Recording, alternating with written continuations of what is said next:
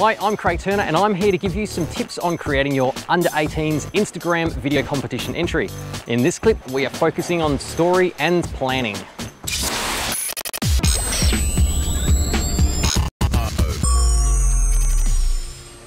People's brains love stories. It's pretty much been this way for thousands of years. Now you might be thinking that 15 seconds isn't really long enough to tell a story, but with a little bit of planning and careful shot selection, you can have something that's far more enjoyable to watch, rather than just having a 15-second mess of random shots. Now by story, we're not talking about making a Hollywood epic film. We're simply taking the viewer on a 15-second journey.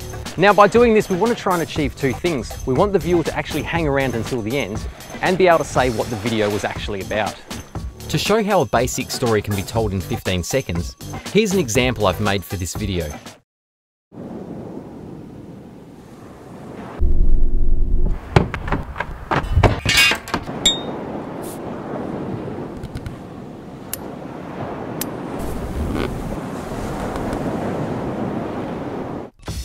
So this clip took me only about 20 minutes to plan.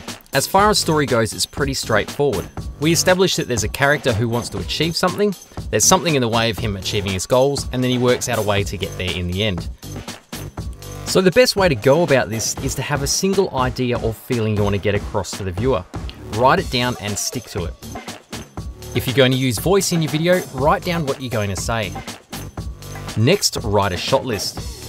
This simply is a list and description of each of the individual shots that are needed to tell your story. If you're keen, it can even be helpful to sketch the shots in a comic book style sequence. This is called a storyboard. Because we're only talking about a maximum duration of 15 seconds in Instagram, at this point you can even start to roughly work out how much time you can allocate to each shot. You want your shots to be long enough for the audience to understand what they are seeing.